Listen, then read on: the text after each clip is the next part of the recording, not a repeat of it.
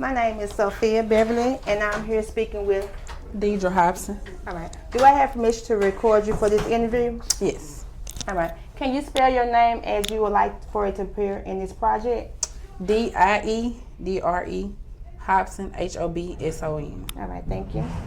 Can you tell me a little bit about yourself? I'm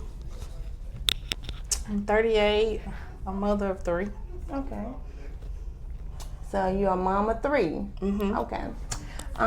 Can you tell me about how you grew up? I grew up with my mom and my grandma. Okay. But mostly I just live with my grandma. My mom's still living, but I stay with my grandma. Okay, so I'm a grandma's baby. Okay, Yeah. grandma's baby. Yeah. Okay. Can you tell me what it's like when you was growing up, and would you compare that to Jackson? Do you still stay in Jackson? Yes. Okay, so can you just tell me about how you... My childhood was good. Okay. It wasn't a lot of crime, I had a good childhood. So you had a good childhood? Mm-hmm. Okay. So, do you have any siblings? Yes. Okay, so how many do you have? 4. Okay, so it's like 2... All sisters. Okay, no all girls, no boys. No boys. Okay. So you said you always stayed in Jackson, right? Mm-hmm. Okay. Could you describe a typical day from your childhood? What you mean as far as? Could you just, describe like what a normal basic day would be for you in your childhood? Get up, my grandma cooked breakfast, go to school and come back. Basically, that was it. Okay. So you didn't play like any extracurricular? 7th grade I was a cheerleader. Okay, so you was a cheerleader. 7th, 8th grade I was a cheerleader. Mm-hmm. Okay, so did you enjoy being a cheerleader? Oh yeah. It was too much for me in high school. Oh really? Yeah, it was doing too much. So you kind of like got out of it by the time you made it to high school? I did. Okay. Can you describe when you say your grandma cooked? So, like she cooked every day? Oh yes, breakfast, lunch, or dinner, or she didn't miss a meal. Okay. So what was except on Friday? On Fridays, she didn't cook on Fridays. Okay. On Fridays. What would be your favorite dish that grandma made for you? She would make these homemade biscuits. Mm-hmm. And I don't like the ends, so she would always leave me the one in the middle. Oh wow! Biscuits. Mm-hmm. So you always want the center? Yeah, I always want the middle. Okay. Spoil, huh? Yeah. Yeah. I see. Yeah. Okay. Could you share some of your memories or stories from your childhood that stood out to you? Going to school, like I said, being a cheerleader, playing outside. Okay.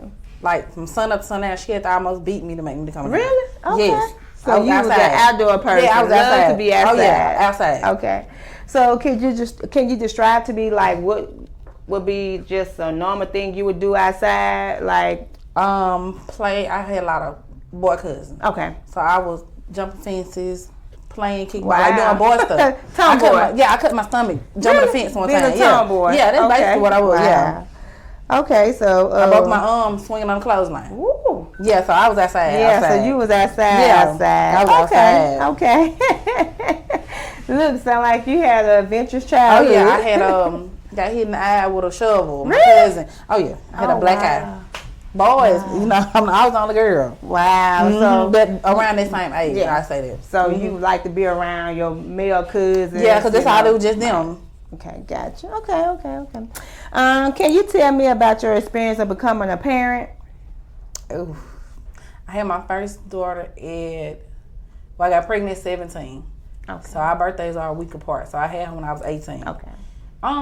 It was good, but being she was the only child and I had so many people helping. Okay. So I had a lot of helping hands. Okay. So it didn't, I mean, it's not tough on me now, but it wasn't tough on me. So you did have a lot of... I had a lot of helping hands. Oh, yeah. Okay. A lot of helping hands. So you had that village, behind you. Okay. Yes, that right there, you must have that. Yeah, I had a lot of helping hands. To this day, a lot of helping hands. Okay. So you did say you have how many kids again? 4? 3 girls. Okay, 3 girls. Can you give me their age? 20, 14, and my baby will be 11 Tuesday. Okay. All right. My next question would be, if you're raising children now or you are around children, can you describe like a typical day raising your kids? Well, we get up. Well, school comes back in. I get up, get them ready for school, If I don't take them to school, my mama take them to school because I know I'm gonna be at work. My oldest goes to work, and we come home, we cook or get something to eat, and they all pile in my room and get in my bed every single come day. in there at night. All 3 of them. Get on your nerves, right? Yes. But that's kids. I don't mind. That's kids. Yes. I wouldn't want to take that away from them, make them feel like they can't come in my room. Exactly. So Exactly. I understand. I totally understand. Mm-hmm. How would you describe your role as a parent raising kids? I think I'm pretty good. Okay. I done got, it's a lot of lessons I done learned, a lot of challenges. A lot of stuff I had to overcome. But I'm good at it now. Okay. So are you more so like a single parent, or do their dad help out? I'm a single parent, but we have a good co-parent. Good. So dad is needed. If you call, he comes. Okay, they'll call him before they call me sometimes. Oh really? Okay. Yeah. That's what's up. They stay in the household with me, but I told my dad I need such. I said that's fine. Right. You gotta have a good co-parent. Right. You gotta have communication. That's good. Okay. I was gonna ask you who was your support system is raising your kids, but you already kind of stated that you had your mom, my sister, my stepdad. My grandma not living no more, but she was until she died. Okay. So do you get help from the kids' dad side of the family? Here and there. Okay. So it's just mostly my people. Okay. So you really don't get that support from the other grandparents. The other side of the family, which is the dad. Here and there. Okay. So it's just every blue moon. Right. Okay. So my next question would be, do you wish that the kids' dad side would pitch in a little bit more? Yeah. Okay. Mm-hmm. Have you thought about trying to reach out? I do, but it just one ear not the other. Like they do, they'll come and get them, take them here and there, but it's not as often as they should. It's not consistent. Right. It's not consistent. Yeah. So you just let them do what they want to, how they want to, let it be. That's it. Okay, so you just looking like I'm just grateful for whatever. Right. I'm grateful for any help. Right. Okay. I don't talk bad about them. I'm just grateful for any help. Okay. How would you compare the way the way you raise your kids from today's day or this generation? I think I had more of a carefree, but now you have to stay on them, and because there's so much going on, I have to watch them. Okay, don't do this. I don't even let them stay outside late because it's just so much going on. Right. So when you was being raised, when you was coming up, so what was the difference? You felt like you had a carefree? Nah, because it was just because we felt like back then, when nobody gonna bother you, it wasn't a lot of kidnapping. So you felt more safe. I felt more safe back then. More safe. Now I wasn't there, now it's let not them be safe outside for the kids to be out there. No, not late. Right. I tell them when the sun go down, come on in there. But I used to stay out. You stay outside late. Okay. So my next question would be, do you have any stories that come to mind or similarity to the difference of I think you just answered it, like how when you was raised, you felt safe back then, so you could be out a little later versus the kids nowadays couldn't be out versus the crime that we facing, what's going on in today's world. Right. Okay. My next question would be, can you paint a picture of your neighborhood that you live in? It's a lot of houses on my street. Okay. It's mixed. It's white and black people. Okay. It's not just. It's a lot of people. It's just a lot of houses. I don't say it's a lot of people. It's a lot of houses. You feel like it's a safe community? It's a lot of shooting daily. Every day. Wow. It's not a day goes by that it's not a lot of shooting. How do you feel about this neighborhood? Neighborhood I live in now. It's a lot of crime, a lot of shooting, a lot of homeless people around. Oh, up and down the street, not on my street, but in the area. Main Street. Yeah, it's a lot of homeless people. Why is there so many homeless people? I know you might not know, but do you think that they don't have the resources to get the help that they need, or it's a place for them to go, but you can't help. Some people just don't want help. That's what I feel like. Some people you can't help everybody. They just don't want help. Some of them. Some of them can get help, and they'll be gone for a minute, then you'll see them back. So I just feel like some of them just don't want help. Yeah. How do you think your neighborhood you live in affect your ability to raise your kids? My kids every day, Mama, we got to get from over here because it's a lot of shooting. Wow. So they say stuff like that. So they are afraid at this point of, you know, the neighborhood because there's just so much crime, violence. It's too much going on. Like, it's kids shooting. don't feel safe. Right. Okay. Like, what you think could kind of like make your neighborhood feel more safer, or what can the leadership do to kind of make your neighborhood feel I mean, safe it's for a you and your good family? neighborhood. It's just the shooting. It's just the shooting. And it don't even have to be like, you know, 4th of July. Like, this is every day. This every day. Every day. Somebody shooting, whether it's around here. You know, it's like every day. You're going to hear some shooting. Gotcha. So my childhood, we didn't have that. We didn't do that. Right. I didn't hear none of that. Versus now. So, right. We would go outside and play. You didn't hear about nobody, you know, just all of a sudden random down the street shooting. So that.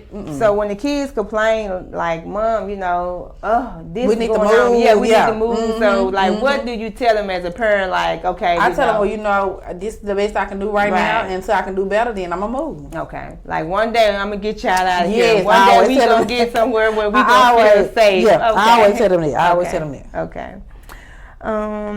What are some of the ways that you have adapt to raise your child, like challenges, opportunities that you encounter raising your children in your community? Like crime, I would say. Crime.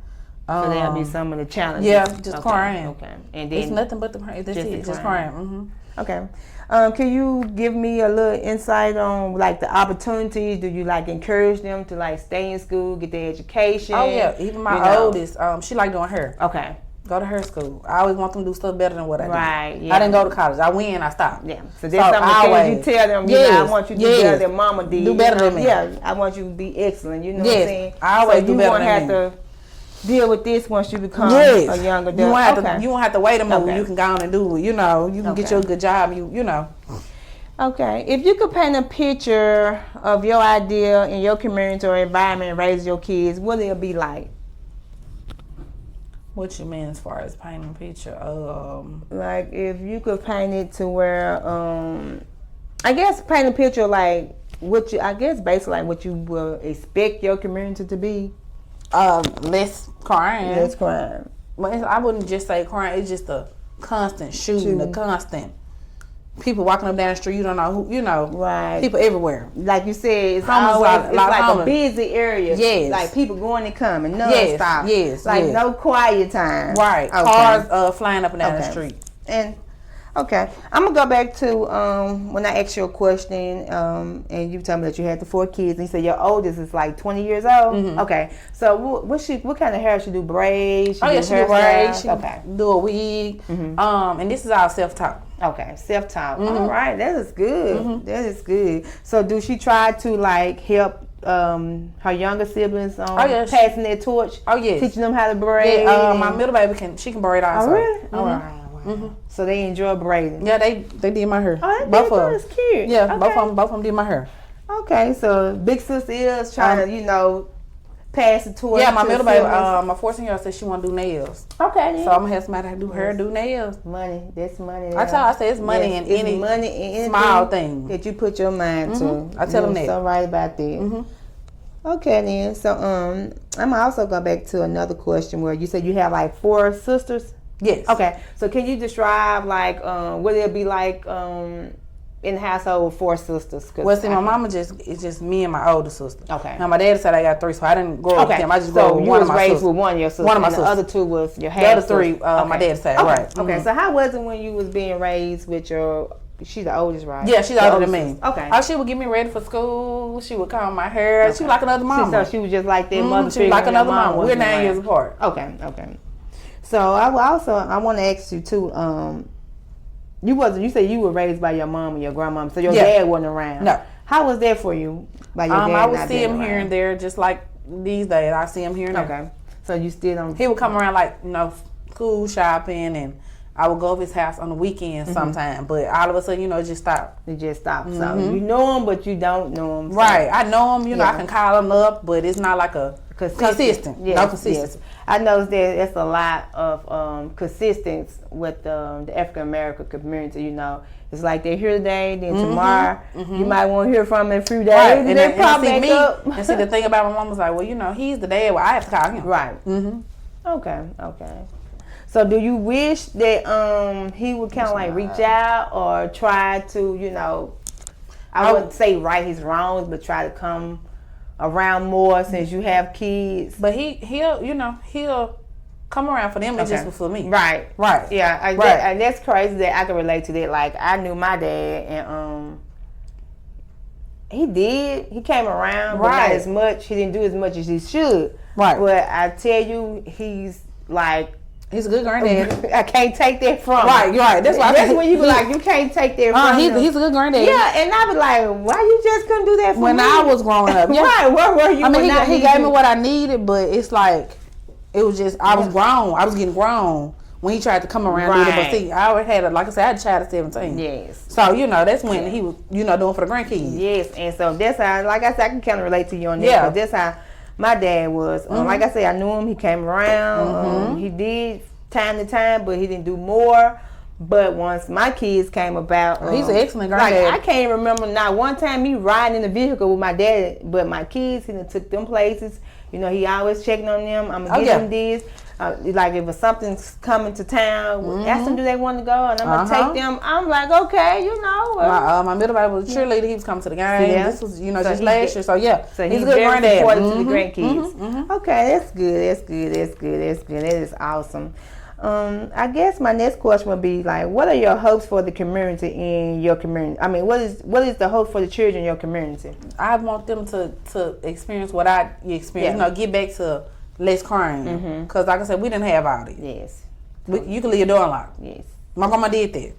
Now I don't think you would dare do that. So I'm trying to what is your intake, or why is the crime is the way it is? Do you think like some of the rules has been changed, or I think they just giving too many people guns. Okay. They just giving them too many people got guns, and too many kids got guns. They can easily get easy access. Yeah, like. Versus back then, you had to go through so much to get a gun. Right, because I worked at a pawn shop, and I worked it for we had to do a background check. I think it was called ATF or AFT. It was something like that. I can't remember exactly what it was, but we had to do a background check. Like if they didn't approve you that day, we would have 3 to 5 business days, and once they didn't call us back saying denied or approved, we had to release it. But if they say denied, we couldn't sell you no gun. Right. And they would never tell us the reason why. So I don't think they actually really still do. No, it's like background checks. Yes. And just think about it. They can go get it from their cousin, they parents. Kids, they can go get a gun from anywhere. So basically, like the laws now versus back then are so. Right. They can go to a gun show and get a gun. Right, so we didn't, that. I'm not used to that. And it was an age requirement too, because I think you had to be like 21. Right, now you can just walk in there. Really? So you don't have to be like 21? No, I feel like, I know somebody went when there was a little child with them. Really? Yeah, so I mean. Oh, yeah. Back then, like I said, it wasn't so easy to get a gun. Yeah, now so it's very easy. Anybody can get their hands on a gun. I feel it though. Goodness gracious. Yeah, that is crazy. Oh. Yeah. Is there anything you would like to add that I didn't ask you about? Okay. How do you predict that the parents or caretakers that's raising their kids in the generation will come? Repeat that again. How do you predict that the parents or caretakers will be raising children in the generation to come?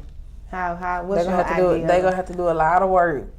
A lot of work. Yeah, they're gonna have to do a lot of work. I said we had it so easy. Yeah. But now you have to time has changed. You have to work. You have to work. The time has really changed. They don't have to. I heard people say, but like, this generation, it's gonna be so messed up because there's so much stuff that's just. It's like you got kids going to jail for killing people, 14, 15. Yeah. So I mean, it's too much going on. Kids nowadays going to jail early, not finishing school, dying early, just out of control because like you said when we was growing up, we didn't have that half of what's going on. No, you knew to come in the house. Right. They don't. Some of these kids don't have no curfew, and that's the thing. And a lot of times, it's like the parents are the mom or dad, whoever, they being their child best friend. Yeah, instead of being their mom or dad. I tell mine, I said we joke and we laugh, but when it's time to be a parent, I'm be a parent. I think that's where a lot of the disconnect coming from too. Because I tell mine also, I'm your mom first. Yeah. Your friend second. Right. You know what I'm saying? I said we can laugh all day long, but when it come down to serious business, I'm your mom. Yes, I'm your mom. And I always tell my oldest, I say, we kind of grew up together. So I say, it's a difference, how I do her, how I do my other kids, because you 20, I'm 38. So, them, it's a difference. You growed up together. Yeah. Right. So I bet you so I have to, the good thing you do have that relationship where you have to explain and break it down. The difference, how you kind of raise her. Right. I had to break it down to them, because my middle baby, she be like, well, if it was her, you would let her do it. I was like, well, you got to understand, she's 20. Right. You're 14. You're 14. This a new day and age. Right. She's almost a legal adult. A legal adult. Right. And you still a minor, so my job is to make sure that you're good, and I got to make sure I know your whereabouts. And right. You can't just go all free like we did. Go all free like that. Okay. So how do you said that was your 14-year-old? Yes. Okay, the other one, how old is she again? She'll be 11 too. So how do she kind of respond and act to the difference? She thinks she's the adult. She thinks she's growner than me. She thinks she But I let her know, she's the mama. Yeah. She thinks she's the mama. Yeah, she's the mama. She thinks she's the mama. But it's all from a good place. They don't try to outgrow me. I'm gonna say that. Okay. So do you have any financial challenge from time to time, just out the blue, or maybe around certain holidays, back to school? What's your resource? How do you get help? For one, I don't get stamps, and I feel that's I got 3 miles to feed. Even though she's 20, she's still in my household. Still in your household. So that's the only thing I face, buying groceries, $300 here. Oh, groceries is $300 here. It's ridiculous. It's ridiculous. It's ridiculous. I don't understand the price of groceries versus our wages. Right. Adding up. It's not adding up. That's the only thing. That's the only thing. Y'all, how y'all coming up with these prices when no one's getting raised or no one getting, the amount of money to be able to buy the groceries? So I think that's totally different. That's my biggest. That's my biggest. The pay need to go up. So exactly. Yeah. So at least I can manage to get something. To be able to get I have to piece here this. By the time I piece this part, that's gone. So I have to piece some more here, And that's it, because I ended up going to the grocery store last week, and I went to get fruit things. I know I spent $100. Yes, real quick. I don't have nothing in the budget. I wasn't even trying to spend that amount of money, but by the time you really get the things that you need, before you know it, it's $100. It's $100. It's $100. Yes. I'm gonna go back to when you stated earlier, your grandma, do you consider her the matriarch of the family? Yes. So she's the one that something go on in the family. She So she put the family, hold the family together. Yeah. Okay. So around Christmas time, did she do the cooking? Did everybody pitch in? How she didn't? She didn't want nobody. She did majority. Everybody just brought. Wow. Everybody just brought, what she wanted them to bring, but she did majority of everything. Wow. By herself? By herself. She didn't want nobody in her kitchen. So she wanted what she wanted, how she wanted, and she you just stay out her way and, bring what you want to bring and let her have it. So did you take any of, your grandma traits, cooking or cleaning? Because I know, we clean every Saturday. Yeah. We clean up, but I make my kids do the same thing. Yeah. So we clean up. Saturday is y'all days that y'all today clean. was Friday. I'm going to clean up today. Okay. Yeah. And then, okay. So that is something that you picked up. Oh, yeah. From grandma. She made us clean up. Don't go to bed with no dishes in the sink. Clean the tub out after yourself. So have you ever went to bed at night one time and didn't clean up? How was that? Nah, because it had to be done. It had to be done. Yeah. Okay. It had to be done. Okay. She didn't accept that. Oh, I fell asleep. She was gonna wake you up in the middle of the night. Wash some dishes. Wow, no play. Grandma said, "Come on in here." Yeah. You know what time it is. Yes. You know what time it is. Yes. Okay.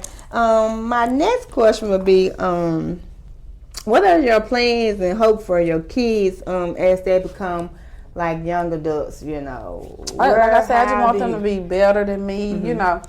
Go to school. I always don't stop at high school. Go to college. You always you don't have to go to Hines. You can go to Jackson State. Right. You can go to Alcorn. Yeah. You can go wherever you want to go. Sky's the limit. You can go to USM. I just don't put them in one category. Right. So I want them to do better. Do they ever talk about like what they want to do once they get to high school to become a senior? My little baby said she want to be a truck driver. Okay. I said you might not want to do that when you come time, but she always say that. And believe it or not, nowadays a lot of women are becoming truck drivers. Yeah. And I was watching an episode the other night on YouTube. This lady became a millionaire. She said she started out being a dispatch. Okay. And she said once she started doing the dispatch and all that, and she started realizing, it wasn't much to it. And she said that she built her company up less than 2 years, and she said she make millions.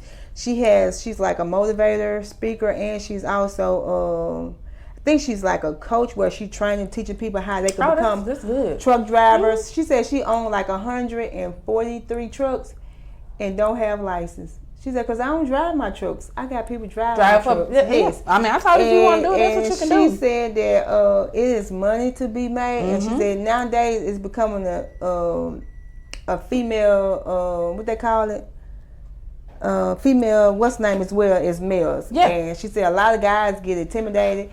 And they try to belittle you because, it look like you're a woman. This is a female. This is not a male male job. Yeah, this is a male job, not a female. Right. So anything could be a man or a woman job. You can't just put them in the category. You just can't put a limit on this only for female, this is only for men. Anybody can do anything. So when I seen that, I was like, wow, because I didn't think that was making that type of money. Like being a truck driver, I knew it was money in it, but for her to be a female, and she said, I don't even have a license, and I have 143 trucks I own. She said I have people doing this, and she broke it all the way down. I was like, wow, so that's very interesting. So that's what she always say that. Yeah, so it's nothing wrong with that. So do your second child, do she always say what she want to do? That is my second one. Okay, that's her. Okay.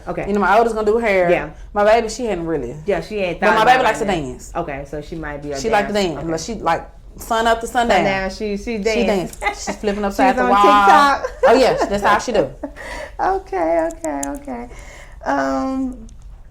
My next question would be, and you said you're not married, right? No. Okay. Have you ever thought about it? Oh yeah. Something that you want to do? Yes. Okay. I always strive. I don't plan on being a single parent for the rest of my life.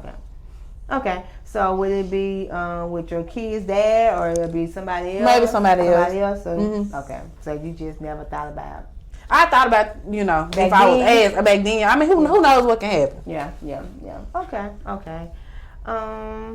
This is probably gonna get ready to wrap it up. I think I have maybe like 2 more questions. Okay.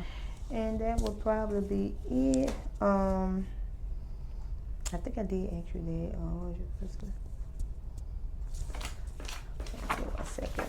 Okay. I think I did that or not. Okay. My next question would be like, what new obstacles you will face, and what opportunities would they be? Do you have any obstacles that you would be facing, or any new opportunities? And if so, what they'll be?